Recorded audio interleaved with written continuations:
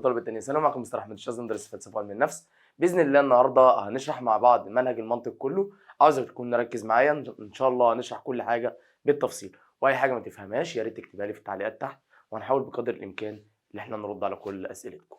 تعال لما نبتدي مع بعض. اول حاجه عندنا ايه هو المنطق؟ المنطق عندنا بينقسم لتعريفين. اول حاجه التعريف اللغوي،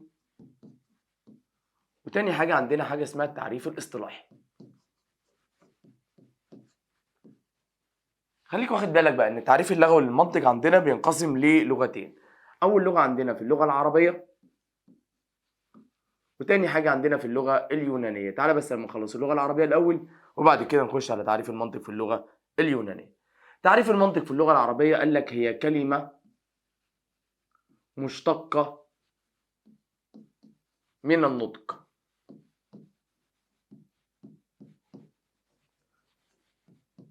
طب معناها ايه؟ قال لك دلوقتي كلمه مشتقه من النطق، وكلمه النطق دي معناها الكلام الصادر عن العقل. يبقى كلمة المنطق بمعنى أصح قال لك دي كلمة مشتقة من النطق، ومعنى النطق معناه الكلام الصادر عن العقل. يعني معنى كده إن كلمة منطق عندنا بتساوي كلمة العقل. ممكن نيجي نقول لك إن كلمة منطق بتساوي كلمة العقل أو بتساوي كلمة التفكير. ده كده من حيث تعريف المنطق عندنا في اللغة العربية. قال لك كلمة مشتقة من النطق وتعني الكلام الصادر عن العقل. طب إيه هو تعريف المنطق عندنا في اللغة اليونانية؟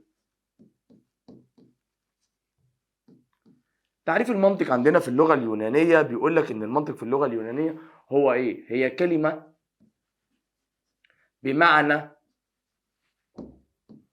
لوجوس، أو ممكن نيجي نقول لك هي كلمة بمعنى لوجيك. طب ومعناها إيه؟ قال لك وتعني العقل. يبقى إحنا خدنا تعريفين للمنطق عندنا. أول تعريف عندنا المنطق في اللغة العربية قلنا كلمة مشتقة من النطق وتعني الكلام الصادر عن العقل. وفي اللغة اليونانية قلنا الكلمة بمعنى لوجوس وتعني العقل. طب ايه هو بقى المعنى الاصطلاحي للمنطق؟ المعنى الاصطلاحي للمنطق بيقول لك ان المنطق ده هو العلم ماله الذي يهتم. حلو، يهتم بايه؟ قال لك هو العلم الذي يهتم بوضع المبادئ. هنرجع لكلمة مبادئ دي نعرف معناها بس نكمل التعريف. قال لك هو العلم الذي يهتم بوضع المبادئ العامة للتفكير الصحيح. يبقى أي تفكير صحيح عندنا كان بيبقى اسمه تفكير منطقي. طب تعالى بقى لما نفسر الكلام ده. قال لك والله ده المنطق ده العلم اللي بيهتم، اللي هو بيحط المبادئ. يعني ايه مبادئ؟ مبادئ يعني قوانين، أو ممكن نقول مبادئ يعني قواعد، أو ممكن نقول مبادئ يعني أسس. طب يا مستر أحمد هو المنطق ده بيحط قوانين، هل المنطق بس؟ قال لك لا، من صفة المنطق إن قوانينه بتبقى قوانين عامة. يعني ممكن نيجي نقول لك إن المنطق عندنا مدخل لكل العلوم أو يشمل كل العلوم، لأنه هو العلم الذي يهتم بوضع المبادئ العامة للتفكير الصحيح. يبقى أي تفكير صحيح عندنا في المنطق بيبقى اسمه تفكير منطقي. بعد كده عندنا إيه هو المنطق في حياتنا اليومية؟ قال لك يستخدم الإنسان العادي قواعد التفكير السليم في المنطق في حياته اليومية دون دراسة قواعد المنطق. طيب إزاي؟ قال لك عندما كنت ذاهب إلى المدرسة للاستعلام عن النتيجة فقابلت إحدى الزملاء فقال لك أن كل طلاب المدرسة ناجحين، فاستعلمت إذن إنك إيه؟ ناجح. لأن إحنا عندنا قاعدة في المنطق بيقول لك إن ما ينطبق على الكل ينطبق على الجزء. أنت سألت قالوا لك إن كل طلاب المدرسة ناجحين، إذن أنت ناجح لأن أنت جزء من المدرسة والمدرسة دي الكل. إيه هي أهمية المنطق في حياتنا اليومية؟ المنطق بيفيدنا في ايه في يومنا؟ هو يا مستر احمد المنطق بيفيدنا في اليوم اللي احنا عايشين فيه؟ بالمناسبة انا عاوز اقول لك ان انت لو ما كنتش دارس منطق قبل كده فالمنطق برضو كان بيفيدك. يعني بمعنى اصح طول ما انت بتفكر تفكير ايجابي فانت كده تفكيرك اسمه تفكير منطقي. طب ما تيجي نشوف الكلام ده. تعال. اول اهميه لاهميه علم المنطق قال لك بيساعد الانسان العادي. الانسان ايه؟ العادي. يعني مش شرط يبقى عالم، مش شرط يبقى فيلسوف. بيساعد الانسان العادي الذي لم يدرس منطق من قبل. يعني ايه يا مستر؟ يعني بمعنى اصح ان المنطق لا يقتصر على العلماء فقط، بل يساعد كل البشر اللي بيفكروا تفكير صحيح. مش فاهم حاجه. تعال لما اديك مثال. هو المنطق ازاي بيساعد الانسان العادي اللي ما درسش منطق قبل كده؟ قال لك دلوقتي عندما كنت ذاهب الى المدرسه للاستعلام عن النتيجه، فقابلت احدى الزملاء فقال لك ان جميع طلاب المدرسه ناجحين، فاذا انت ناجح. هل انت بقى لما استدلت ان انت ناجح او استنتجت ان انت ناجح كنت دارس منطق قبل كده؟ لا. يبقى اذا انت هنا دلوقتي استخدمت قاعده من قواعد المنطق من غير ما تكون دارس المنطق، اللي هو قاعده بتقول لك ما ينطبق على الكل ينطبق على الجزء. الكل اللي هو المدرسه، الجزء اللي هو انت. زي قال لك مثال، عندما كنت ذاهب الى النادي فقمت ان انت يعني تعالى بالبلدي كده، رحت النادي تسال الكابتن محمد زميلي جه ولا لا، قال لك كل زمايلك موجودين جوه. يبقى اذا محمد ايه؟ موجود، لان ما ينطبق على الكل ينطبق على الجزء اللي هو زميلك. يبقى المنطق هل بيساعد العلماء فقط؟ لا، بيساعد الانسان العادي وبيساعد العلماء. تاني حاجه من اهميه المنطق قال لك يساعد على حل المشكلات اليوميه. لو انا عندي مشكله في يومي فانا هحلها بتفكير عقلاني، مش هرجع لعالم عشان يحل لي المشكله بتاعتي دي. فالمنطق بيساعد ايه؟ بيساعد الانسان العادي الذي لم يدرس منطق من قبل، ويساعد على حل المشكلات اليوميه. ثالث اهميه من اهميه المنطق، ودي مهمه جدا وركز لي عليها، قال لك يساعد على ازاله الغموض واللبس بين العناصر المتشابهة.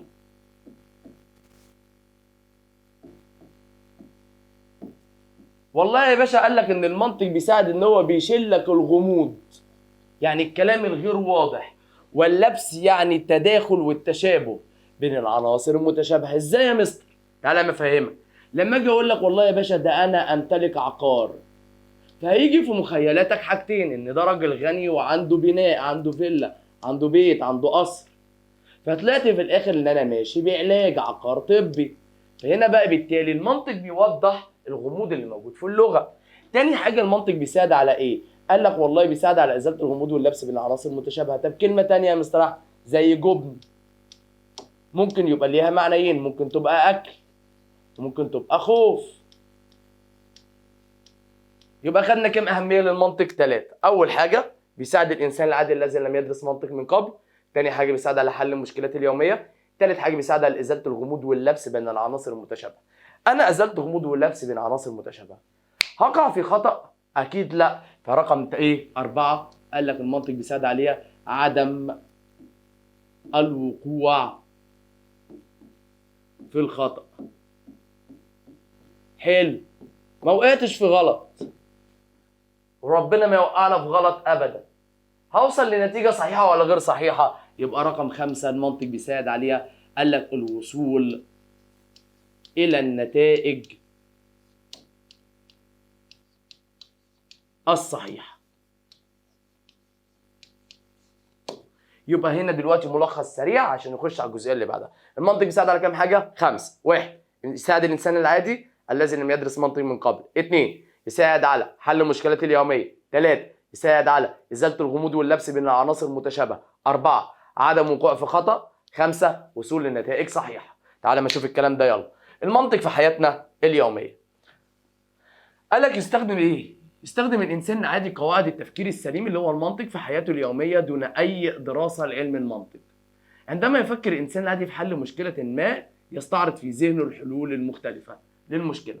مثال: إذا علمت أن نتيجة امتحانك قد أعلنت ولم تذهب لمعرفتها، ولكنك قابلت إحدى زملائك وقال لك أن كل طلاب المدرسة ناجحين، فتستدل إذن أنك ناجح. عند سؤالك عن تواجد صديق لك في النادي، وقال مسؤول النادي أن كل أعضائه حضروا، أن كل أعضاء الفريق حضروا، فإنك تستدل من هذا القول أن صديقك حضر لأنه من أعضاء الفريق. عندما ترى الأرض مبتلة فتستدل أن السماء أمطرت. عند تأملك للأمثلة السابقة تجد أنك استخدمت قاعدة من قواعد المنطق دون دراستها، واللي هي بتقول لك أن ما يصدق على الكل أو ما ينطبق على الكل ينطبق على الجزء. طب المنطق بيساعد على إيه تاني؟ بيساعد على إزالة الغموض واللبس بين العناصر المتشابهة، بيساعد على الوصول للنتائج الصحيحة وعدم الوقوع في الخطأ، زي عدم قبول أي أفكار من الآخرين إلا بعد فحصها والتأكد من صحتها. تعال بقى بعد كده لما نخش على نشأة المنطق. نشأة المنطق. المنطق دلوقتي لما جه نشأ عبر العصور، ولكن المنطق في بدايته نشأ بنشأة الإنسان. يعني إيه؟ هل المنطق له عصر معين في نشأته؟ لا يا مستر. المنطق نشأ مع بداية ظهور الإنسان. أول ما الإنسان اتخلق وبدأ يفكر ظهر معاه علم المنطق. طب إيه يا مستر العصور اللي مر المنطق عليها في نشأتها؟ أول عصر عندنا العصر اليوناني.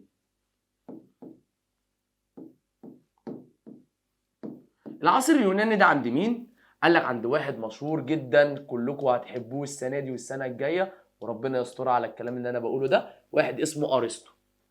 أرسطو عمل إيه؟ أرسطو تأثر في نشأة المنطق بآراء 3، وأنشأ 3 حاجات برضه. أرسطو تأثر بآراء سقراط، وتأثر بآراء أفلاطون، وتأثر بآراء واحد جديد علينا اسمه هيراقليطس. طب ركز بقى على أرسطو عمل إيه؟ أرسطو أنشأ علم المنطق. يبقى مين اللي عمل المنطق الجميل اللي احنا بندرسه ده؟ عم أرسطو. تاني حاجة قال لك إن المنطق مدخل لكل العلوم. يعني يا مستر، يعني عشان أدرس أي علم لازم قبلها أكون دارس منطق. يعني المنطق ده الباب بتاع أي علم. يا باشا أنا لسه قايل لك في الأول المنطق ده علم التفكير. أنا قلت لك المنطق علم إيه؟ التفكير. بص أرسطو بيقول لك إيه؟ إن المنطق آلة التفكير.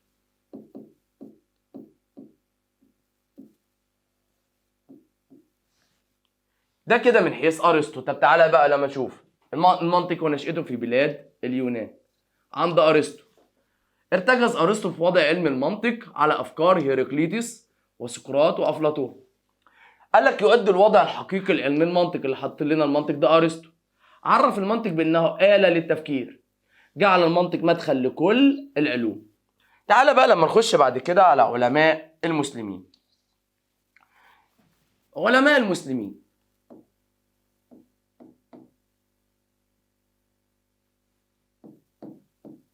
عندنا 2 من العلماء المسلمين، وقسما بالله العظيم أسئلتهم كتير قوي في الامتحان، وركز عليهم. واحد اسمه الفارابي،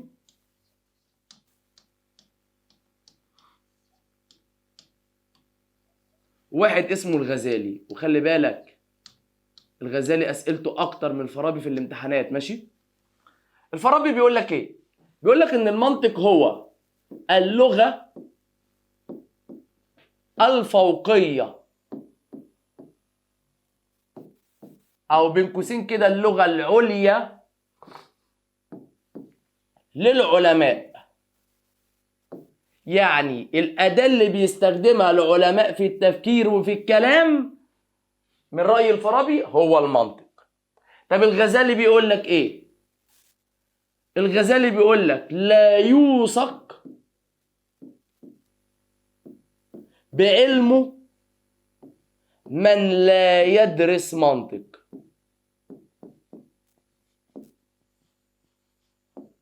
يعني ايه يا مستر الكلمتين دول؟ يعني انت عامل علم؟ عامل علم. دارس منطق قبلها؟ لا. يبقى مش هثق في العلم بتاعك. يبقى معنى كده ان المنطق ده الاداة اللي بتبقى مصدر الثقة بينك وبين اي حد للعلوم بتاعتك. فبيقول لك ايه تاني؟ قال لك ان المنطق يعصم الذهن، يعني العقل، من الوقوع في الخطأ. فيجي سؤال يجي يقول لك الأداة التي تمنع الذهن من الزلل. الزلل يعني الوقوع في الخطأ، هيبقى المنطق عند مين؟ الغزالي. الغزالي قال كلمة مهمة جدا كان بيتحدى فيها أرسطو. قال لك إن المنطق آلة للتفكير. تعال بقى لما نشوف علماء المسلمين. الفارابي يرى أن المنطق هو اللغة الفوقية للعلماء. قال لك أن المنطق يزود عالم اللغة بمجموعة من القوانين التي تساعد في بناء نسق خالي من اللبس، يعني الغموض. علماء المسلمين تاني واحد الغزالي أعلى من شأن المنطق، وقال في عبارته لا يوثق بعلم من لا يدرس منطق. ويرى أن المنطق آلة تعصم الذهن من الوقوع في الخطأ. قال لك أن المنطق ده آلة للتفكير، وده اللي بيعصم الذهن من الوقوع فين؟ في الخطأ. قال لك قواعد المنطق لا تحابي رأيا، يعني بالبلدي كده ما بتبقاش ماشية بالحب، ما بتحابيش رأي، تمام؟ ولا تعادي موقفا، يعني المنطق محايد وصادق جدا. وقال لك ان المنطق ليس حقرا على الفلاسفة، يعني المنطق مش اجباري على الفلاسفة بس، بيساعدك انت كإنسان عادي، وبيساعد الفيلسوف، وبيساعد اي عالم. بعد كده هنخش على المنطق ونشأته في القرن ال19 حتى الآن. بص يا ريس، نصلي على النبي الأول. فلاسفة وعلماء القرن ال19 أو أي عصر حديث أو أي عصر حالي أو معاصر ما كانش بيهتموا بنشأة المنطق أو البحث عن مصدره أو البحث عن ماهيته. المنطق في العصر الحديث قال لك والله إن اللغة ليها عيوب كتير قوي. يا مستر إيه اللغة دي؟ يعني الكلام اللي إحنا بنتكلمه ده واضح جدا إن ممكن يبقى فيه بعض الأخطاء. حتى دلوقتي قال لك في البداية إن المنطق بيعصم الذهن من الوقوع في أخطاء اللغة. ففلاسفة العصر الحديث أو العصر الحالي قال لك طب ما تيجي نعالج المشكلة دي، بلاش اللغة. هتقول لي يا مستر أحمد طب هنستخدم إيه؟ قال لك والله تعالى لما نستخدم الرموز. يعني الرموز يبقى مثلا دلوقتي زي ما احنا بنستخدم لغة الكلام، يبقى المنطق دلوقتي في العصر الحالي ليه لغة خاصة. الرموز يعني الرمز ده مثلا وليكن النقطة هنرمز له بالواو مثلا اللي هي العطف، فيما بعد هنعرفها. فقال لك والله تعالى لما نعمل رموز خاصة بالمنطق وتبقى دي الرموز اللي بالمنطق بس. تعالى بقى لما نشوف العلماء دول عملوا ايه. علماء القرن ال19 قال لك دلوقتي بدأ استخدام الرموز بدلا من اللغة. قال لك والله هنستخدم الرموز بدلا من ايه؟ من هنستخدم اللغة. قال لك لذلك سمي المنطق بالمنطق الرمزي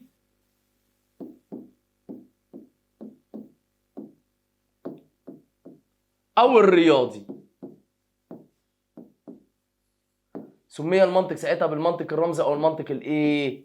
الرياضي. طب يا مستر أحمد هو المنطق الرمزي ده اللي بيستخدم الرموز اللي قلت لي عليها تحت ده استخداماته في ايه؟ دي استخداماته هتاخدها في ثالثه ثانوي كويس، وهتعرف ان بنستخدمها في استخدام حاجه اسمها الدوائر الالكترونيه. يعني احنا بنستخدم الرموز المنطقيه دي عشان نعمل دوائر كهربائيه. هتاخد الكلام ده في سنه ثالثه ثانوي في درس اسمه السايبرانتيكا، وركز عليه كويس جدا. تعال بقى لما نشوف الكلام ده. منذ القرن ال19 وحتى الآن قال لك تطور المنطق اكثر اقترابا واصبح اكثر اقترابا من الرياضه، يعني باستخدام الرموز بدلا من الالفاظ، ويعالج موضوعات ونظريات جديده اغفلها المنطق التقليدي اللي هو المنطق القديم. لذلك سمي المنطق بالمنطق الرمزي او الرياضي. تعال بقى لما نشوف اهميه المنطق في حياتنا اليوميه خدناها، تعال لما نشوف اهميه المنطق بالنسبه للانسان العادي والعلماء. اهميه المنطق،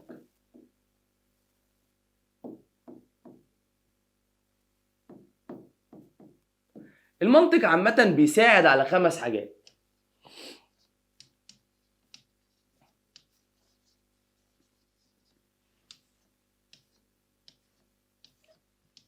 بص يا عم، اول حاجه المنطق بيساعد على عدم التأثر العاطفي، او ممكن يجي يقول لك عدم التأثر الوجداني. الوجداني يعني العاطفة، يعني انا ما ينفعش اتأثر بمظاهر الاستعطاف من المتهم. لما يجي حد يجي يقول لي ان انا بريء ويقعد يستعطف فيا عشان لو انا قاضي، ما ينفعش اتأثر بمظاهر الاستعطاف او مظاهر الاستعطاف اللي بيستخدمهم المتسولين في الشارع. فالمنطق بيساعد على عدم التأثر العاطفي. تاني حاجة، يساعد على استخدام اللغة بدقة، ودي احنا عرفناها قبل كده لما خدنا أهمية المنطق في الأول، ازاي نستخدم اللغة بدقة. المنطق بيساعد على ايه؟ بيساعد على معرفة أسس الاستدلال. وهعرفك يعني ايه استدلال، بس اتقل عليا والله لا اقول لك على كل حاجة. المنطق بيساعد على تنمية الروح العلمية. الروح العلمية دي اللي هو بيستخدمها العلماء في المعمل. انا ممكن اخش معمل واعمل تجربة، بس التجربة بتاعتي تبقى تجربة عشوائية. لكن لما اكون دارس منطق وقواعد منطق وفاهم كل حاجة وفاهم ادلة وبراهين، هعمل تجربة علمية دقيقة. المنطق بيساعد على تنمية الروح النقدية. يعني ايه روح نقدية يا مستر احمد؟ الروح النقدية دي بتاعت القاضي اللي هو ما بيقبلش اي حاجة غير بأدلة. تعالى لما نشوف الكلام ده في الملزم. أهمية المنطق وفائدته، يساعد على إيه؟ على فهم مبادئ وأسس الاستدلال المنطقي ومنهجه. يساعد على التمييز بين الأدلة السليمة والغير سليمة، ودي اللي بيستخدمها رجل المباحث، والأدلة الكافية والغير كافية. يساعد على تحرير الفرد من التأثر العاطفي والاستهواء والإشاعات. يساعد على تنمية الاتجاه النقدي، فيجعل دارسه يفحص الأدلة كما يفحص المقدمات والنتائج، ليتأكد أن النتائج تلزم عن المقدمات، وهفهمك كل حاجة ده في الاستدلال. مثال، القاضي يستخدم الاتجاه النقدي ازاي؟ فيما يسمعه من الشواهد وما يقرأه من أدلة، وبذلك يفحص المقدمات للوصول للنتيجة. يساعد الإنسان العادي على استخدام الألفاظ بدقة. يساعد على تنمية الروح العلمية زي الموضوعات والتعريف والمناهج البحث زي الملاحظة والتجربة. تعال بقى لما نخش على جزء بيتكلم عن العلاقة بين المنطق واللغة. بس قبل ما اخش على المنطق واللغة انا عاوز اعرفك ايه هو الاستدلال. الاستدلال تعريفه بيقول لك هو الانتقال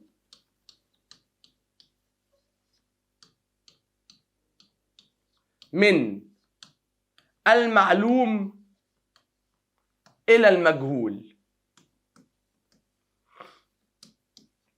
أو الانتقال من المقدمات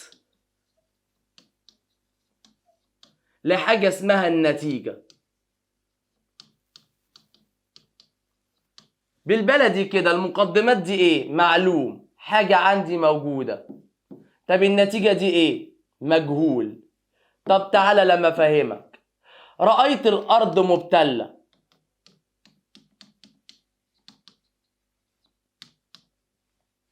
أنا شفت الأرض مالها مبتل. ده شيء أنا شايفه بعيني، يعني معلوم ولا مجهول؟ معلوم يا مستر. فالمجهول إيه؟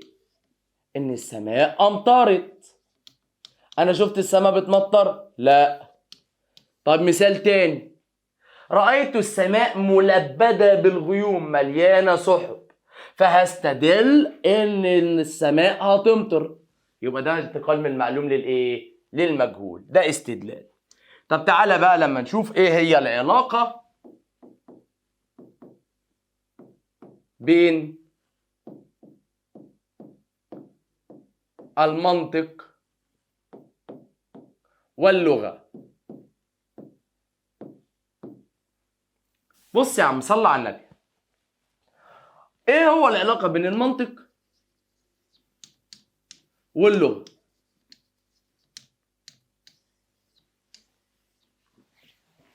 هو انا بفكر بايه يا مستر؟ انت لسه قايل لي في الاول ان كلمة منطق بتساوي تفكير، وارسطو قال لي ان المنطق ده آلة للتفكير. جميل قوي. يعني انا بفكر بالايه؟ بالمنطق. يعني معنى كده ان المنطق ده أداة للتفكير. حلو. انت فكرت. قول لي بقى، انت بتفكر بايه؟ بالمنطق يا مستر. طب عبر لي عن اللي انت فكرت فيه، فساعتها هتستخدم معايا ايه؟ اللغة. يبقى ايه هي اللغة دي بقى؟ هي ايه؟ هي وسيلة للتعبير عن التفكير. يبقى المنطق ده أداة اللي بفكر بيها، واللغة دي الوسيلة اللي بعبر بيها. يعني من غير المنطق مش هعرف أفكر، ومن غير اللغة مش هعرف أعبر. يبقى إذن المنطق واللغة وجهان لعملة واحدة. يعني ايه يا مستر؟ يعني الاتنين بيكملوا بعض. تعالى بقى لما نشوف الكلام ده في الملزمة. المنطق واللغة. المنطق وثيق الصلة، يعني قوي العلاقة باللغة. يدرس المنطق التفكير الإنساني، لذلك لابد أن يدرس الوسائل التي يعبر بها الإنسان عن التفكير، وهي اللغة طبعا اللي هعبر بها عن تفكيري في شكل جمل وعبارات وألفاظ. كما أن الألفاظ اللغة تكون جوفاء وبلا معنى إذا لم نفكر بمعنى معين. يعني اللغة مش هيبقى لها معنى لو أنا ما فكرتش أصلا. لذا يقال أن اللغة هي الفكر المنطوق، والفكر هو اللغة الغير منطوق.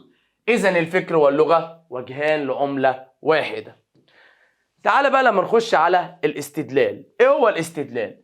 عملية عقلية يتم فيها الانتقال من المعلوم اللي احنا لسه قايلينه اللي هو المقدمات إلى المجهول اللي احنا قلناه واحنا بنشرح دلوقتي اللي هو النتيجة. تعال بقى لما نشوف المثال على الكلام ده. قال لك الإنسان يعبر من ينتقل من المعلوم لينتقل إلى المجهول. يعني من المعلوم للإيه؟ للمجهول. يعني مثلا رأيت الأرض مبتلة، ده معلوم، بنتقل للمجهول يبقى إذا السماء أمطرت. مثال: عندما يقع حادث السرقة يقوم رجل الشرطة بجمع المعلومات.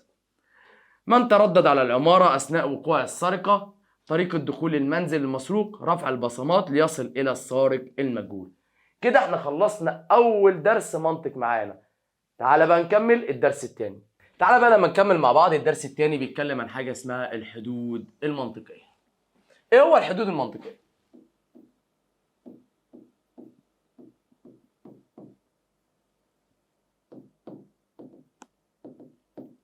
الحد المنطقي بيقول لك هو لفظ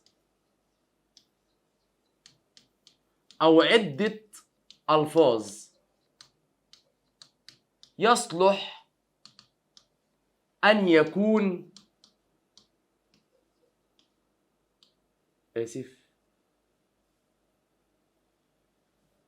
تعالى لما نعيد. حسدوني ولاد الذين. يبقى ايه هي الحدود المنطقية؟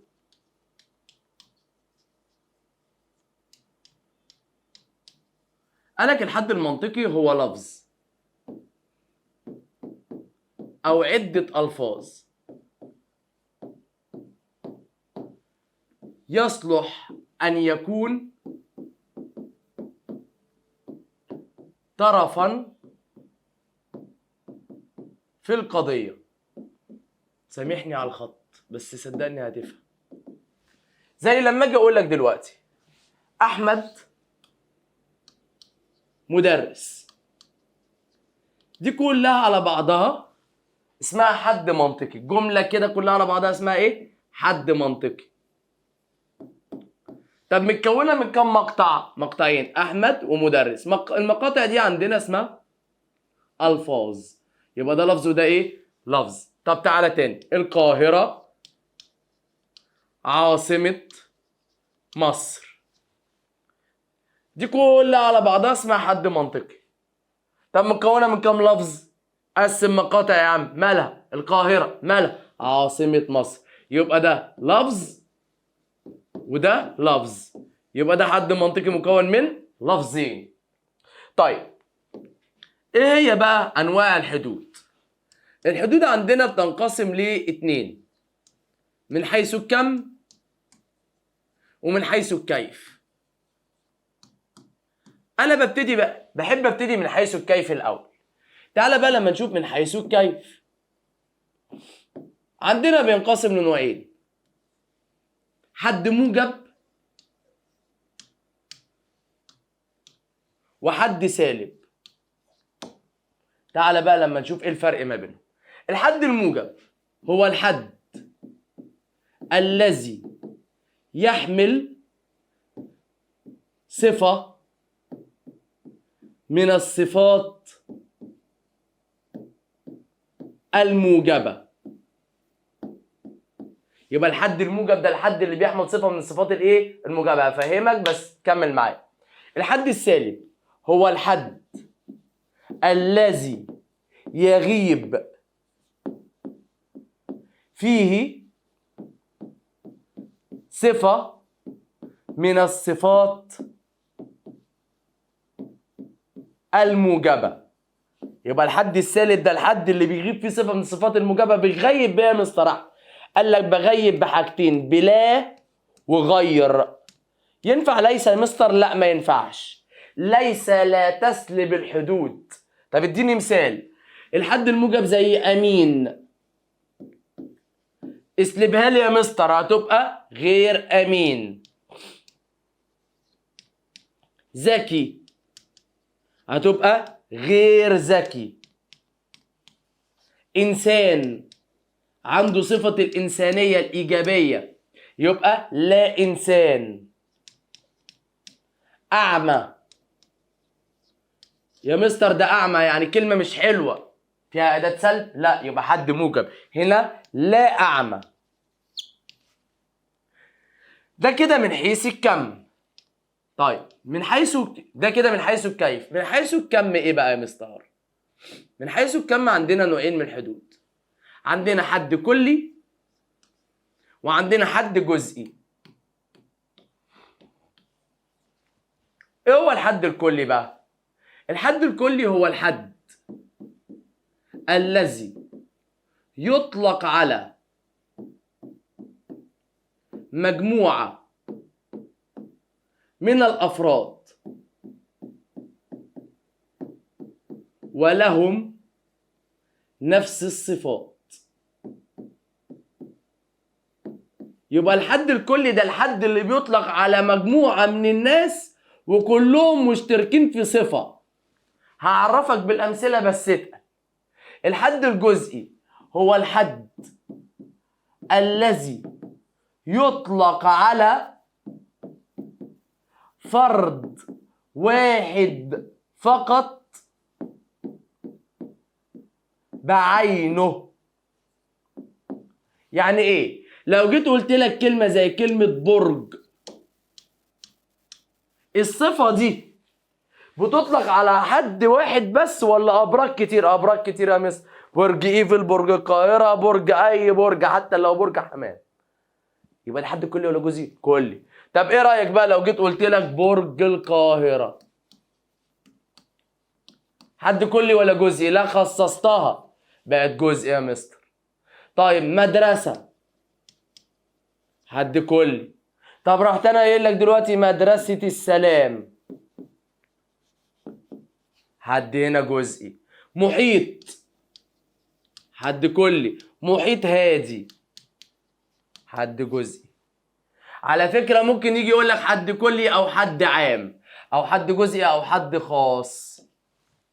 طب تعالى بقى يا مستر، ازاي بقى التحويل من حد كلي لحد جزئي؟ وازاي احول من حد جزئي لحد كلي؟ انا لسه قايل لك الحد الكلي ده حد ايه؟ عام. والحد الجزئي ده حد ايه؟ خاص. طب احول ازاي؟ تعالى لما اوريك. انا عاوز اخلي العام خاص، يبقى اول حاجه اسمها التخصيص والاضافه والاشاره. التخصيص زي لما اجي اقول لك كلمه زي كلمه برج، ده حد كلي ولا جزء كلي؟ رحت قايل لك برج ايفل. انا هنا خصصت البرج. طيب قلم حد كلي. طب رحت قايل لك يا مستر قلمي، قلم انا حد جزئي، او قلمك. انا هنا دلوقتي قلت لك قلمك انت، لكن كلمه قلم، هل قلم احمر، قلم اسود، قلم جاف، قلم رصاص؟ هنا كلي. لكن قلت لك قلمك، اكيد قلم واحد، يبقى حد ايه؟ جزئي. كتاب كلي. هذا الكتاب، انا خصصت كتاب معين من كل الكتب اللي موجوده، يبقى بقى حد ايه؟ جزئي بالاشاره. طب ازاي احول من حد جزئي لحد كلي؟ اعكس اللي فوق يا ريس بسرعه معايا. فوق بالتخصيص، تحت يبقى بالتعميم. فوق بالاضافه، تحت يبقى حذف الاضافه. فوق بالاشاره، تحت هتبقى حذف الاشاره. يبقى لما يجي يقول لك هنا دلوقتي محيط هادي، ده حد جزئي يا مستر. عممها لي، اقول له محيط على طول. هيجي يقول لك كتابي، حطيت لك يه الاضافه، يه الملكيه بحذف الاضافه، عاوزها تبقى عامه تبقى كتاب. هذا القلم، هحذف الاشاره هيبقى قلم. يبقى انا عرفتك ازاي تحول من حد كلي لحد جزئي والعكس. طيب السؤال اللي بيجي هنا بيجي يقول لك ايه؟ اسم العلم. مدرس العربي يجي يقول لك اسم العلم اسماء الاشخاص او اسماء البلدان. امتى تبقى حد كلي وامتى تبقى حد جزئي؟ والله يا مستر تعالى نلعب لعبه بسيطه. قال لك جزء يا مستر اسم العلم لو هو جاي ان هو اسم في الجمله. امشي معايا للاخر واقسم بالله هتفهم. وتبقى كلي لو جاي باسم ان هو صفه. يعني لو جيت قلت لك الله عادل بالعباد، ورحت حطيت لك خط تحت كلمه عادل دي. عادل هنا اسم ولا صفه يا مستر؟ صفه. وانت قلت لي لو صفه تبقى كلي. طيب صديقي عادل، عادل هنا لوحدها كده اسم، يبقى جزئي. يبقى انا دلوقتي لو الكلمه جايه في الجمله ان هي صفه يبقى كلي، لو جايه ان هي اسم تبقى ايه؟ جزئي. تعالى بقى لما نشوف الكلام ده في الملزمه. الحد المنطقي هو لفظ او مجموعه من الالفاظ تصلح ان تكون طرفا في القضيه، يعني الجمله الخبريه، بحيث نخبر عنها او نخبر به في القضيه. امثله: القاهره عاصمه جمهوريه مصر العربيه. قال لك هنا حد ايه؟ حد منطقي لفظ واحد لاننا اخبرنا عن شيء واحد. عاصمه جمهوريه مصر العربيه حد منطقي مكون من عده الفاظ. طه حسين مؤلف دعاء الكروان. طه حسين دي حد منطقي، مؤلف دعاء الكروان دي حد منطقي اخر. انواع الحدود المنطقيه، تعال نخش على طول كده. الحد الكلي. الحد الكلي قال لك هو الحد الذي يطلق على فرد اكثر من فرد او شيء لاشتراكهم في صفات معينه، ويطلق على كل فرد على حده. تمام. الحد الجزئي فرد او شيء او مسمى واحد بالذات ولا يمكن ان يطلق على غيره. زي نهر، قال لك ده حد كلي، نهر النيل ده حد جزئي. هرم حد كلي، هرم الاكبر للجيزه حد جزئي. انسان حد كلي. قال لك دلوقتي لما اجي اقول لك مثلا الانسان ده يطلق على ايه؟ عده اشخاص، عشان كده حد كلي. برج القاهره. معدن، الحديد معدن بقى حد جزئي. ازاي احول من حد كلي لحد جزئي؟ الكلام ده خدناه. تعالى لما نخش على اسم الجمع. الحد الجمعي هو حد يطلق على عدة أفراد مجتمعين، ولا يطلق على أي فرد واحد ليهم على حدة. في كلمات أول ما أشوفها أعرف إنها حد جمع على طول، أختار الكلمة الجمعي. زي قوم، قبيلة، جيش، فرقة، سرب، شعب، أسرة، قافلة، كتيبة، سرية. دي كلمات اول ما اشوفها اعرف ان دي حد ايه؟ جمعي. وخدنا الحد الموجب وخدنا الحد السالب. بص الملحوظه دي، بيقول لك استخدام لا او الا او غير للتعبير عن الحد السالب يجعل اداه السلب جزءا من الحد، بينما استخدام ليس يفيد انفصال الحد المنطقي عن الحد الاخر في القضيه، وبالتالي لا تعد ليس جزءا من الحد، مثل قولنا الاسد ليس انسان. انا هنا فصلت الاسد عن انسان، فعشان كده ما ينفعش استخدمها في الحدود المنطقيه. حضر كوبايه قهوه وتعالى عشان نكمل مع بعض باقي المنطق. الدرس اللي بعد كده بيتكلم عن حاجه اسمها القضيه المنطقيه. ايه هي القضيه المنطقيه؟ تعالى بقى ركز معايا هنا. القضيه المنطقيه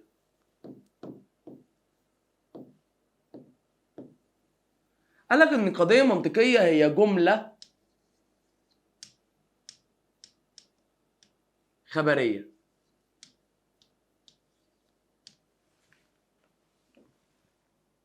يصلح الحكم عليها بالصدق او الكذب. يبقى القضيه المنطقيه جمله خبريه ينفع ان نحكم عليها لا اما بالصدق لا اما بالكذب. زي ايه؟ احمد مدرس. دخلت الفصل لقيت احمد قاعد في وسط الطلبه وفي واحد تاني اللي بيشرح، يبقى دي جمله يصلح ان انا احكم عليها بالصدق والكذب، تبقى جمله كاذب. طب لقيته فعلا بيشرح، يبقى جمله صادقه. فبيجي يقول لك ايه؟ ان القضيه المنطقيه ليست عباره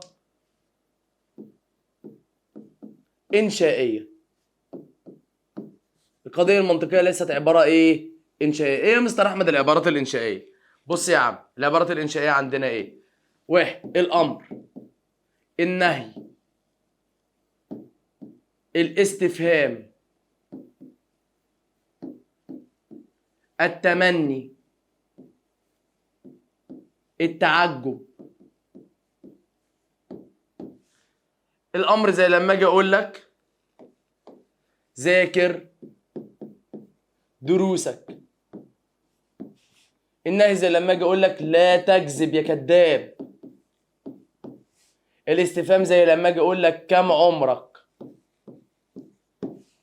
التمني زي لما اجي اقول لك ليت الشباب يذاكر. التعجب ما اجمل الفتاة، وحط علامة استفهام عشان مفيش فتاة حلو. ينفع اقول لك كم ذاكر دروسك تقول لي صادقة او كاذبة؟ لا، ما ينفعش. يبقى معنى كده يا مستر احمد انت عاوز توضح لي ايه؟ انا عاوز اوضح لك ان العبارات الانشائية مالها؟ قال لك العبارات الانشائية لا يمكن الحكم عليها بالصدق او الكذب. يبقى بص القضيه المنطقيه مالها؟ يمكن الحكم عليها بالصدق او الكذب، لكن العبارات الانشائيه لا يمكن الحكم عليها بالصدق او الكذب. تعال نخش على الجزء اللي بعده. ايه هي مكونات القضيه؟ القضية عندنا بتتكون من 3 حاجات: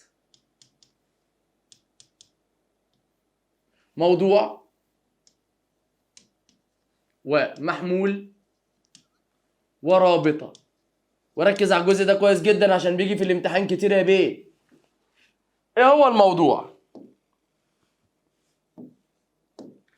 قال لك هو ما نخبر عنه في القضية. طب ايه هو المحمول؟ هو ما نخبر به في القضية. انا كده فهمت يا مستر احمد؟ لا انا عارف ان انت كده ما فهمتش، اتقل عليا. الموضوع يا باشا لازم يبقى اسم، والمحمول لازم يبقى صفة او فعل. زي ايه؟ الموضوع زي لما اجي اقول لك مثلا احمد مدرس، او الحديد معدن. ناخد نفس الامثله دي تحت: احمد مدرس، او الحديد معدن. فين الاسم؟ احمد، يبقى ده ايه؟ موضوع. فين الاسم هنا؟ الحديد، يبقى ده ايه؟ الموضوع. فين الصفه او الفعل؟ مدرس، يبقى ده المحمول. فين الصفه او الفعل؟ معدن، يبقى ده المحمول. تعال بقى لما نخش على الرابطه. عندنا دلوقتي نوعين من الروابط: عندنا رابطه موجبه وعندنا رابطه سالبه. الرابطه الموجبه تفيد الاتصال بين الموضوع والمحمول. يعني بمعنى اصح ان الرابطه الموجبه يا عم احمد بستخدمها عشان اجمع ما بين الموضوع والايه؟ والمحمول. بس خلي بالك ان الرابطه الموجبه عندنا لا تظهر في اللغه العربيه، ولكن تظهر في جميع اللغات الاجنبيه.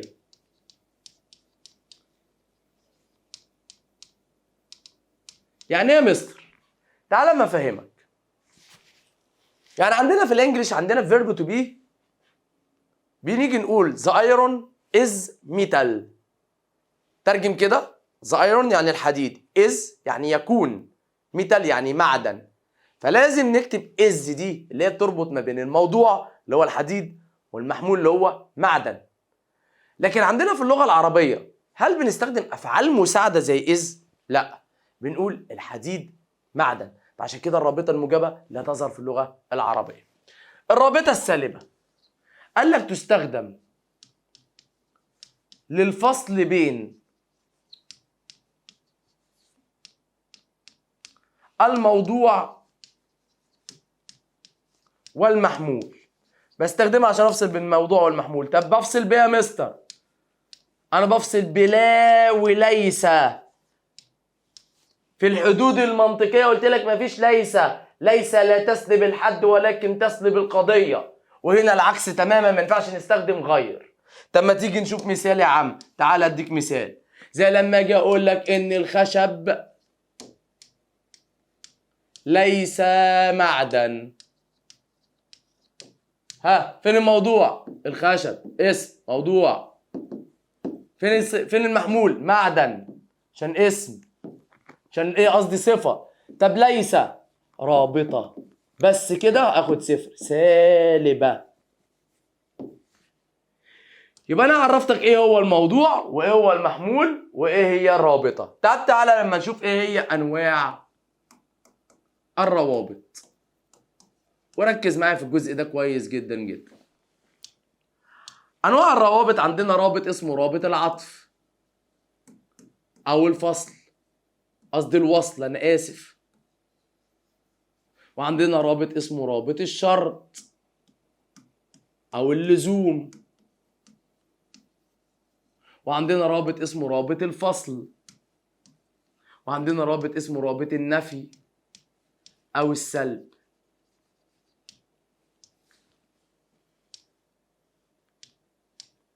رابط العطف عندنا بنعرفه بحرف الواو أو لكن، زي أحمد مدرس وعلي دكتور. أنا هنا دلوقتي أحمد مدرس دي قضية أولى، ورابط عطف هي لو جيت قلت لكن علي دكتور دي القضية التانية. أنا وصلت ما بين القضيتين. رابط الشرط بعرفه، تعالى بقى بنوع لك في الألوان أهو، بإذا أو إن أو لو، زي إذا زرتني سأكون سعيد. هي لو جيت قلت لو زرتني سأكون سعيد أو إن زرتني سأكون سعيد، دي رابط شرط.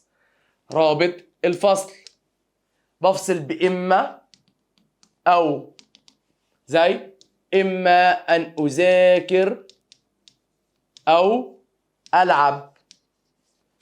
أنا فصلت بين كلمتين. رابط النفي أو السلب بنفي بلا أو ليس، زي الخشب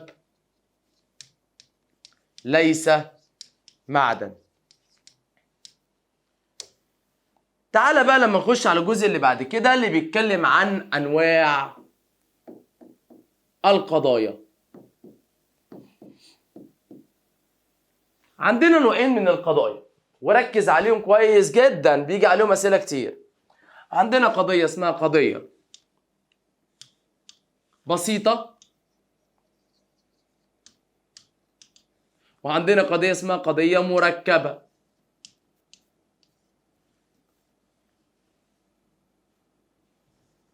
مسحي كله بسيطة،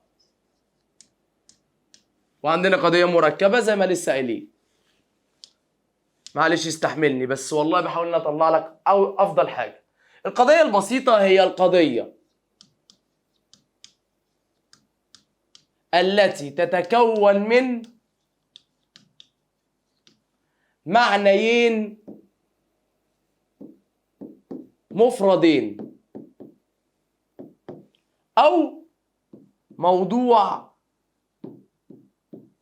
ومحمول. زي لما اجي اقول لك دلوقتي ان احمد مهندس. احمد ده اسم موضوع، مهندس ده صفة محمول. دي كده كده اسمها قضية بسيطة. يعني قضية مركبة هي القضية التي تتكون من أكثر من موضوع ومحمول. وأقول لك على ملحوظة في الآخر بس ركز. زي لما أجي أقول لك أحمد مدرس وعادل طبيب. عندنا كم اسم؟ أحمد وعادل يبقى موضوعين. كم صفة؟ مدرس وطبيب يبقى محمولين. وعندنا رابط عطف استخدمناه نوصل بيهم بين القضيتين، فتحولت القضية على بعضها كده. القضية اسمها قضية مركبة. طب أحمد مدرس لوحدها يا مستر، قضية بسيطة. طب عادل طبيب لوحدها يا مستر، قضية بسيطة. الاتنين اتجمعوا يا مستر على بعض بقت قضية مركبة. يعني أنت عاوز تقول لي يا مستر أحمد إن دي بسيطة ودي بسيطة، الاتنين اتجمعوا على بعض بقى الاتنين مركبة. يبقى انت كده وصلت اللي انا عاوز اقوله لك، ان القضية مركبة تتكون من قضيتين بسيطتين واكثر.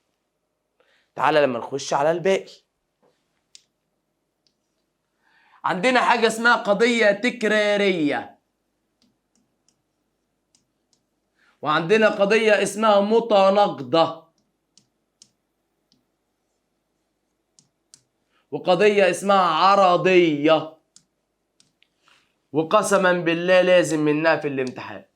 القضية التكرارية صادقة دائما، يستحيل كذبها. زي لا عازب متزوج.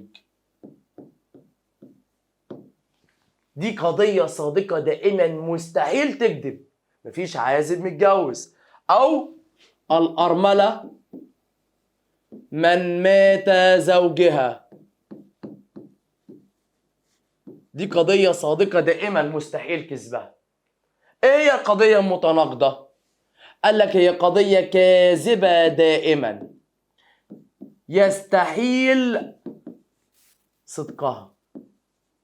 زي كل العزاب متزوجين. كدابة جدا، مستحيل ان دي تبقى صادقة في يوم من الايام. يبقى القضية التكرارية صادقة دائما، قضية متناقضة كاذبة دائما. العرضية احتمالية الصدق والكذب، او ممكن نقول عليها وسط ما بين التكرارية والمتناقضة. وبيجي يقول لك كده في كتاب المدرسة الكلام اللي بيستخدم في الحديث اليومي، يعني الكلام اللي انا بستخدمه معاك في يومك، او الهبد اللي بتهبدوه على بعض بتكتبوه على بعض، ده اسمه قضايا عرضية، كلام احتمالي. زي لما اجي اقول والله ده في راجل بتاع شاورما لسه فاتح جامد جدا. صدقت كلامي؟ لا ما صدقتكش. شفت؟ ما شفتش. طب رحت ودقت؟ لا. يبقى الكلام بتاعك ده اسمه كلام عرضي، احتمال الصدق والايه والكذب. الحمد لله رب العالمين. يبقى احنا دلوقتي خدنا الروابط وتقسيم القضايا. تعالى بقى لما نخش على تحليل القضايا. تحليل القضايا. القضايا عندنا بتنقسم لأربعة: كلية موجبة، وكلية سالبة. نخلص دول وبعد كده نشوف الباقي. ايه هي الكلية الموجبة؟ بعرف الكلية الموجبة من عدة كلمات: كل، جميع، كافة، 100%، من غير أداة سلب. ازاي يا مستر؟ زي لو جيت قلت لك كل الطلاب حاضرين. ها، كل دي ايه؟ كلية. في أدوات سلب؟ لا، يبقى كلية موجبة. جميع الطلاب حاضرين، كافة الطلاب حاضرين، 100% من المعادن تتمدد. 100% يعني كلية مفيش أدوات سلب، يبقى كلية موجبة. طيب الكلية السالبة بعرفها بكل، كمل الجملة وليس. قال لك جميع، كمل الجملة وليس. ليس أو لا. كافة وكمل الجملة وليس. 100% كمل الجملة وليس. طيب لا واحد من وكمل الجملة. لا لوحدها وكمل الجملة. تعالى لما نشوف الأمثلة. كل الطلاب ليسوا حاضرين. ها، كل الطلاب كلية، ليسوا سالبة يبقى كلية سالبة. جميع الطلاب ليسوا حاضرين. طب لو قلت غير ليست أداة سلب يبقى كلامي غلط. كافة الطلاب ليسوا حاضرين. 100% من الخشب لا يتمدد بالحرارة. لا واحد من الطلاب حاضرين. يبقى لو لقيت كلمة لا واحد في الأول اعرف إنها كلية سالبة. لا طالب حاضر، كلية سالبة. يبقى احنا خدنا كم نوع؟ 2، واحد كلية سالبة، واحد كلية موجبة. تعالى بقى لما ناخد النوعين التانيين. ايه هي الجزئية الموجبة؟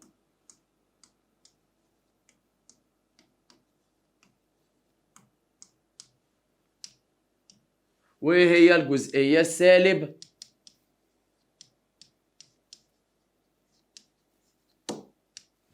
الجزئية الموجبة بعرفها ببعض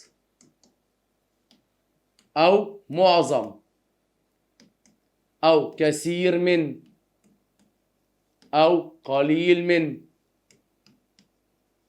أو أكثرية أو أقلية أو غالبية أو أقل من 100%. هديك مثال على ده كله. لما أجي أقول لك معظم الطلاب حاضرين،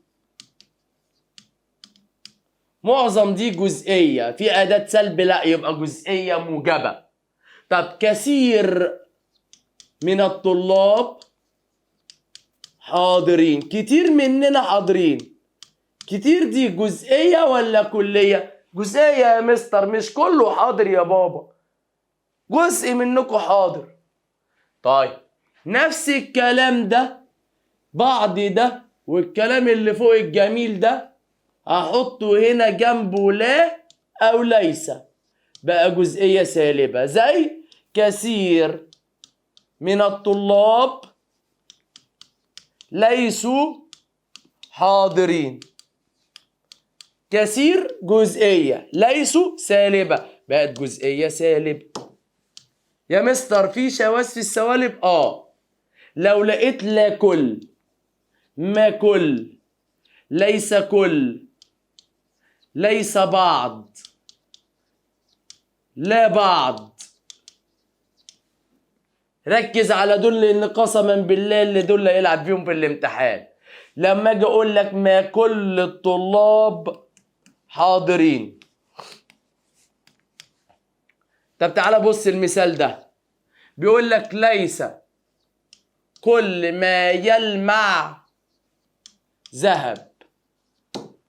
قال لك هنا بقى حدد نوع القضية. ليس كل يا مستر قلت لي في الأول، لما تيجي كده تبقى دي جزئية سالبة. حلو، فين الموضوع؟ بدور على الاسم. الموضوع هنا يبقى ايه؟ قال لك والله يا مستر الموضوع هنا بدور على الاسم، الاسم عندي هنا ذهب. طب صفته ايه؟ قال لك والله المحمول بيبقى الصفة. محموله ايه؟ يلمع؟ لا، هو قال لي ما يلمع، يبقى على طول كلها كده. يبقى احنا دلوقتي خلصنا انواع القضايا. طب تعالى لما نشوف الكلام ده. بعض الكتب غير مفيدة. الكم والكيف. بعض الكتب غير مفيدة، بعض الكتب غير مفيدة. بعض دي جزئية، الكم والكيف يعني نوع القضية. غير ليس ده أداة سلب، يبقى جزئية موجبة ولا سالبة مثل؟ لا يا باشا، جزئية موجبة. طيب الموضوع الكتب. المحمول غير مفيد. الرابطة موجب. طب تعالى على اللي بعدها. لا طائر متكلم، قلت لك لو جت لا في الأول تبقى كلية سالبة. طب الموضوع طائر، المحمول متكلم، الرابطة سالبة عشان لا. طيب بعض الأجهزة لاسلكية، لاسلكية دي صفة على بعضها يبقى جزئية موجب. الموضوع الأجهزة، المحمول لاسلكية، الرابطة هتبقى موجب. طيب بعض الأجهزة لا تعمل بسلك، بعض ولا هتبقى جزئية سالبة. الموضوع الأجهزة، المحمول تعمل بسلك، الرابطة تبقى سالبة. تعالى بقى لما نخش على درس اسمه الاستغراق. ايه هو الاستغراق؟ الاستغراق أي شمول الحكم على أفراد الحد الذي تتحدث عنه القضية، ويكون الحد غير مستغرق إذا كان الحكم يقع على بعض أعضاء الموضوع أو المحمول. سيبك من الهري ده كله، ركز معايا. امتى أقول إن القضية مستغرقة؟ لو القضية كلية أو سالبة بس. يعني إيه؟ يعني لو جيت قلت لك كل الطلاب حاضرين، تعالى لما نشرح الأول. هي في كم سور هنا؟ سور واحد، كل يا مستر. كل دي حكمها بيقع على مين؟ قلت لي على الحاضرين يا مستر. في حاجة حكمها قصدي بيقع على الطلاب. في حاجة بتقع على الحاضرين؟ لا. الحاضرين ليها سور؟ لا برضه. فمعنى كده كل حكمها بيستغرق الموضوع ولا يستغرق المحمول. اهو كله تستغرق الموضوع ولا تستغرق المحمول. ليه؟ لشمول الحكم كل افراد الموضوع وعدم شمول كل افراد المحمول. جميل. تعالى اللي بعده. الكلية السالبة. كل الطلاب ليسوا حاضرين. كل دي عادت على مين؟ عادت على الطلاب. وليسوا دي ادي السور الثاني عادت على مين؟ عادت على حاضرين. يعني معنى كده مستغرقة في الموضوع ومستغرقة في المحمول. ليه؟ لشمول الحكم كل افراد الموضوع وافراد المحمول. الجزئية الموجبة. بعض الطلاب حاضرين. بعض دي وقعت على مين؟ وقعت على الطلاب يا مستر. وقعت عليهم كلهم؟ لا يا مستر، جزء منهم. وانا لسه قايل لك الاستغراق لازم يقع على كل افراد القضيه. يعني معنى كده استغرقتها؟ لا. طب حاضرين ليها صوره عشان تستغرقها؟ لا. يبقى الكليه الجزئيه الموجبه لا تستغرق في الموضوع ولا المحمول. الجزئيه السالبه اهو بعض عادت على الطلاب تاني؟ لا يا مستر. طب ليست عادت على الحاضرين؟ يبقى هنا غير مستغرقه في الموضوع ومستغرقه في المحمول. تعال لما نطبق على الكلام ده يا عم. لا واحد دي كلية سالبة غير متمسك بحقوقه. لا واحد غير دي ليست أداة سلب. بس لا واحد لا لو شفناه في الأول تعرف إن دي كلية سالبة. طيب الكلية السالبة قلت لك الكليات تستغرق والسوالب تستغرق. دي قضية تستغرق مين؟ قال لك الموضوع والمحمول. طيب ليس كل لو شفتها في الأول يبقى جزئية سالبة. طيب الجزئية السالبة ادي الجزئية وادي السالبة. الجزئيات لا تستغرق والسوالب تستغرق. يعني معنى كده ان هي مستغرقة في المحمول. يبقى تستغرق فين؟ في المحمول بس. طيب كل التجار ليسوا شرفاء. يعني كلية سالبة تستغرق في الموضوع وتستغرق فين؟ في المحمول. يبقى الموضوع والمحمول. لا عالم جاهل. لا عالم يبقى كلية سالبة مستغرقة في الاتنين. يبقى مستغرقة في الموضوع ومستغرقة في المحمول. لا واحد من طلاب العلم غير متعلم. غير هنا ليست أداة سلب بس في لا واحد في الأول يبقى كلية سالبة. يبقى معنى كده القضية دي تستغرق فين؟ في الموضوع وفي المحمول. هنخش على آخر درس في المنطق. يبقى كده خلصت معاك منهج المنطق كله. وركز معايا. ايه هو؟ مربع التقابل عند ارسطو. مربع ارسطو ده مربع بيتكون من 4 زوايا زي اي مربع عادي. بيتكون من الزوايا فوق الكليات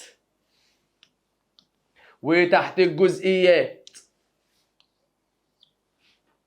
على اليمين موجب وعلى الشمال سالب. يبقى كم قضية؟ كم زاوية؟ 4. كلية موجبة كلية سالبة جزئية موجبة جزئية سالبة. الزاوية اللي فوق دي اسمها زاوية التضاد.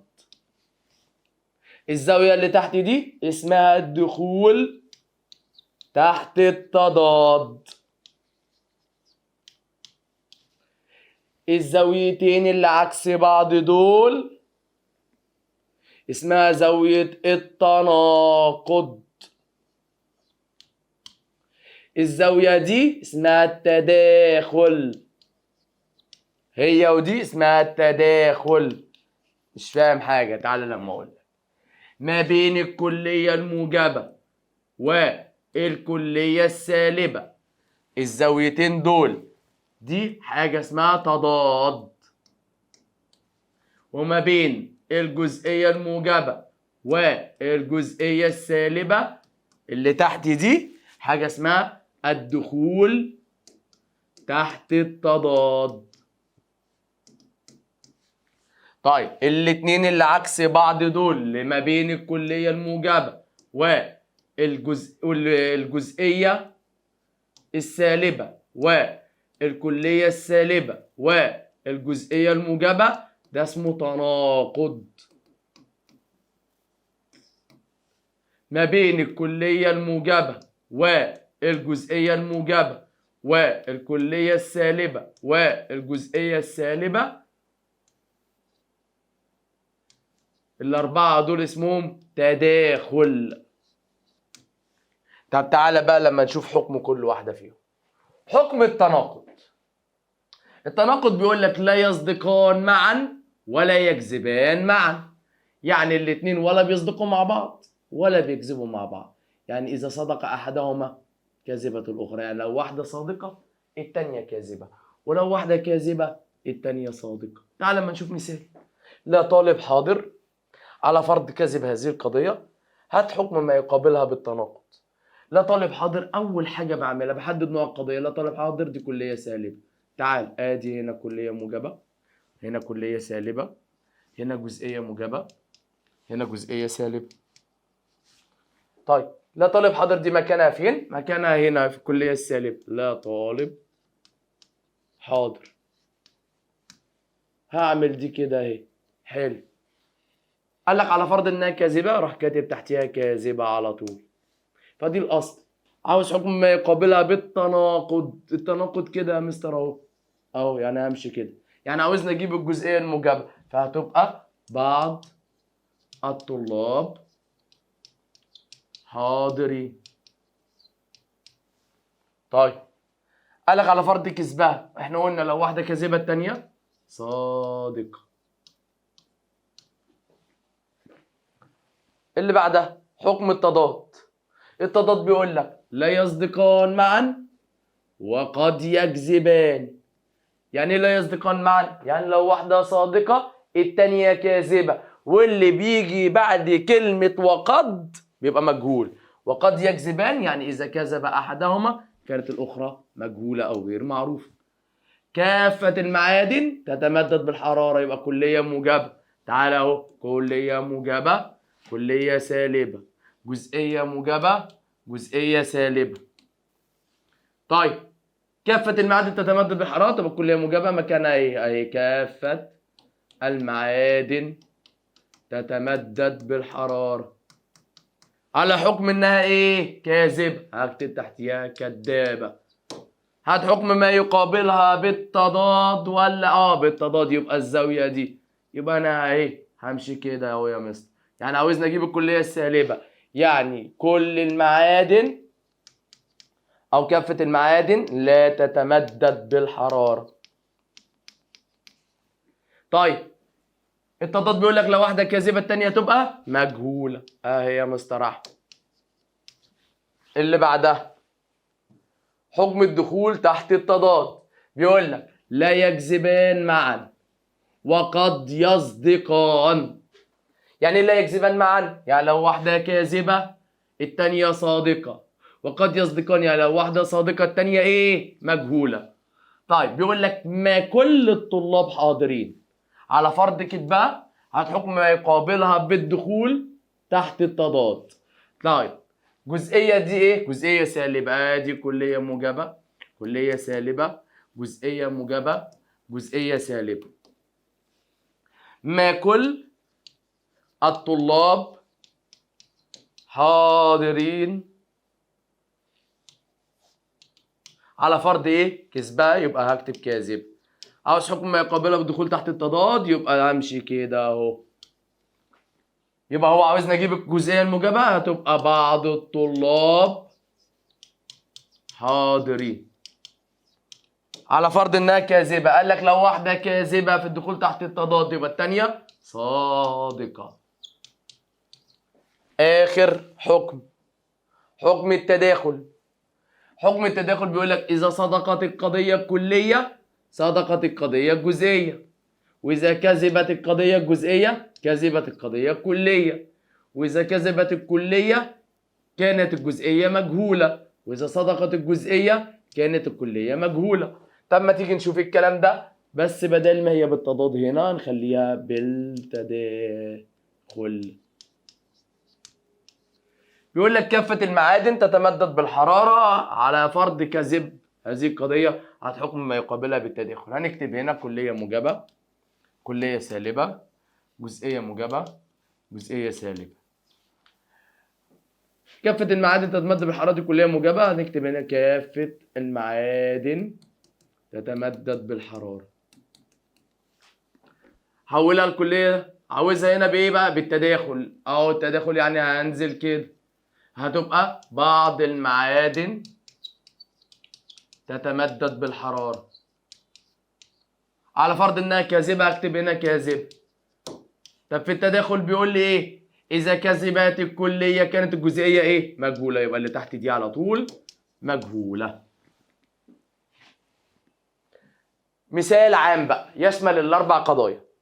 كل الطلاب حاضرين على فرض كذب هذه القضية، هات حكم ما يقابلها على مربع التقابل عند ارسطو. يعني عاوزها بكل حاجة.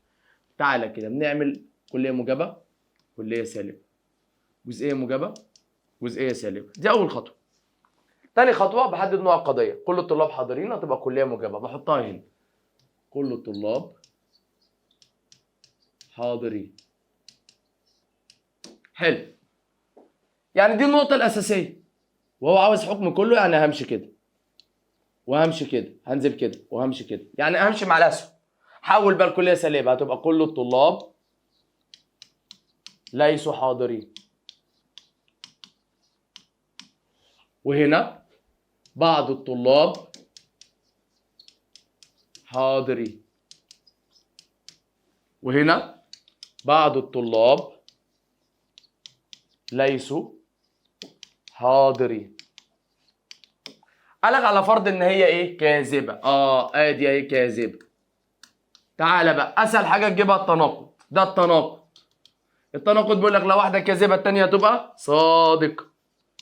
طيب والتضاد بيقول لك ايه؟ التضاد بيقول لك لو واحده كاذبه الثانيه مجهوله. اهي. طب التداخل، الكذب بينزل مجهول. والله ما في اسهل من كده. بكده انا اكون خلصت معاكم منهج المنطق كله. استنوني في الفيديو الجاي اشرح لكم منهج الفلسفه، ومش هنسى برضه معاكم منهج علم النفس والايه وعلم الاجتماع. كان معكم مستر احمد الشاذلي، مدرس فلسفه وعلم النفس. سلام.